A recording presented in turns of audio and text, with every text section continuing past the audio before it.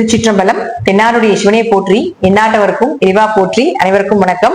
நாம இன்னைக்கு பார்க்கக்கூடிய பதிவு என்னன்னு பாத்துட்டீங்கன்னா, சிம்ம ராசிக்குண்டான ஜூலை மாத பலன்களை பத்தி தான் நம்ம பார்க்க போறோம். அதற்கு முன்னாடி நம்முடைய சேனலை சப்ஸ்கிரைப் பண்ணிக்கோங்க.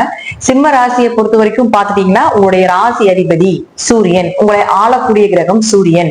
இந்த சூரியன் அப்படின்னு சொல்லக்கூடிய பாருங்க 16ஆம் தேதி வரைக்கும் லாபஸ்தானத்துல இருக்கிறார். அப்ப சிம்ம ராசிக்காரர்கள் எந்த முடிவு பணம் சார்ந்தது, லாபம் சார்ந்தது, குடும்பம் சார்ந்தது, மூத்த சகோதரரை சார்ந்தது, உங்களுடைய தேவைகளை சார்ந்ததை 16ஆம் தேதிக்கு முன்னாடியே முடித்துக் கொள்ள வேண்டும். ஏன்னா 16ஆம் தேதிக்கு மேல பாத்துட்டீங்கன்னா உங்களுக்கு 12ஆம் இடம்னு சொல்லக்கூடிய விரய ஸ்தானத்துக்கு வருது. அப்போ என்ன ஆகும்னா, நீங்க ஏதாவது ஒரு வழியில விரயத்தை ஏற்படுத்தி கொடுக்கும் இந்த சூரியன். அப்போ நல்ல விஷயங்கள் எல்லாமே நீங்க 16ஆம் தேதிக்கு மேல முடித்துக் கொள்வது என்பது நல்லது. 16ஆம் தேதிக்கு மேல சின்ன சின்ன விரயங்கள், மருத்துவ செலவுகள், கையில இருக்கக்கூடிய காசு கரைஞ்சு போறது, ஏதாவது ஒரு வழியில கையில பணம் தங்காம போறது, இதெல்லாம் ஏற்படுத்தி கொடுத்துரும். அடுத்தது பாருங்க, புதன் யாரு? 2-12 கூடியவர், 2-11ஆம் அதிபதி. அப்போ பணம் மற்றும் லாபத்தை கொடுக்கக்கூடிய புதன் உங்களுடைய ராசிக்கு 12க்கு வரப்போகிறார். அப்போ 2 கூடையவர் 12க்கு வருதுன்னு வச்சுக்கோங்களேன். அதுவும் கொஞ்சம் விரயத்தை கொடுக்கறதுக்குள்ளான அமைப்பு. அதே போல லாபஸ்தானாதிபதி விரயத்துக்குள்ளான அமைப்பை தான் கொடுக்க போகுது. இதை நம்ம சுப விரயமாக, குடும்ப தேவைகளுக்காக, குழந்தைகள் படிப்புக்காக ஏதோ ஒண்ணு பண்ணிக்கலாம். ஏன்னா அடுத்தது பாருங்க, உங்களுக்கு புதனும் சூரியனும் சேர்ந்து புதாத்திய யோகமாக வேலை செய்யுது. இதற்கு முன்னாடி சிவராஜ யோகமா வேலை செஞ்சு பெயர், புகழ், மதிப்பு, உங்களுக்கு உண்டான விஷயங்கள் எல்லாமே கொடுத்திருப்பார்.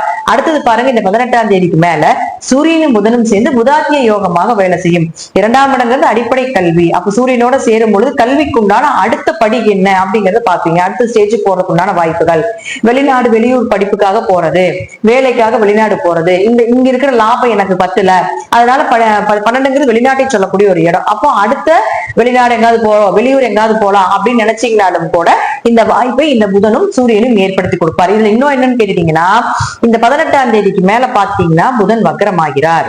அப்ப புதன் வக்ரமாகிறார் அப்படின்னு பாத்தீங்கன்னா இருப்பு, அதாவது புதன் அப்படின்னு சொன்னாலே வக்ரம் உங்க ஜாதகத்துல இருக்கு அப்படின்னா உங்களுக்கு யோகமே.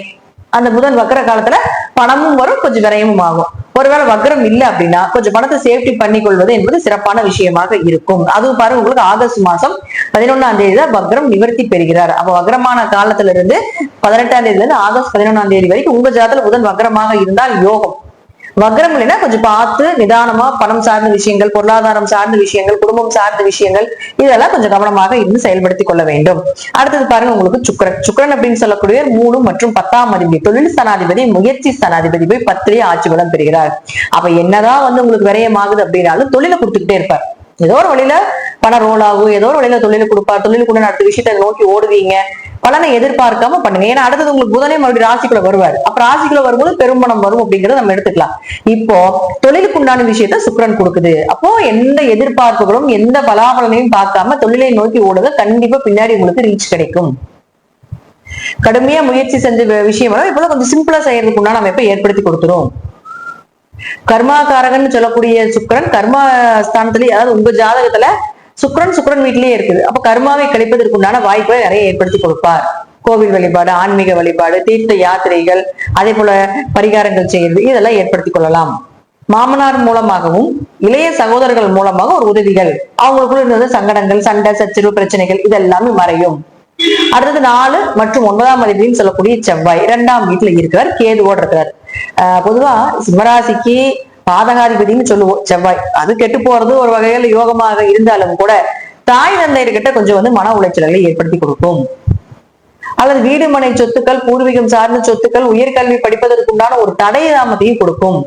கேது அப்படின்னா ஞானகாரகன். எந்த விஷயத்த உங்களுக்கு லாக் பண்ணுதோ அந்த உண்டான ஏன் இப்படி பண்ணுச்சு, இப்ப உங்களுக்கு தொழில் வரலையா, இப்ப உங்களுக்கு அம்மா கூட அண்டர்ஸ்டாண்டிங் இல்லையா, அப்பா கூட அண்டர்ஸ்டாண்டிங் இல்லையா, ஏன் அப்படி ஆச்சு அப்படிங்கிற அந்த ஞானத்தை கொடுத்தே தீரும். இப்ப வீடு மனை சொத்துக்கள் வாங்குறது தடையை ஏற்படுத்தி கொடுக்கும். ஏன் தடையாகுது, அப்ப நமக்கு என்ன மிஸ்டேக் பண்றோம் அப்படிங்கிற எந்த இடத்தில் எந்த கிரகத்தோட கேது போறதோ அந்த இடத்துக்கு உண்டான ஞானத்தை கொடுத்தே தீருவார். அதை நமக்கு சாதகமாகவே இருக்கும். அவர் முடிச்சு போறப்பதான் நமக்கு தெரியும். இருக்கிற வரைக்கும் குழப்பமாவே இருக்கும். அது சார்ந்த விஷயங்கள்ல முடிச்சு போறப்பதான் இதுதான் கரெக்ட், அப்ப இதுதான் நம்ம செய்யணும் அப்படிங்கறத 100% தெல்ல தெளிவாக காட்டி கொடுத்துட்டு தான் போவார் அப்படிங்கிறது இந்த கேதுகளுடைய அமைப்பு.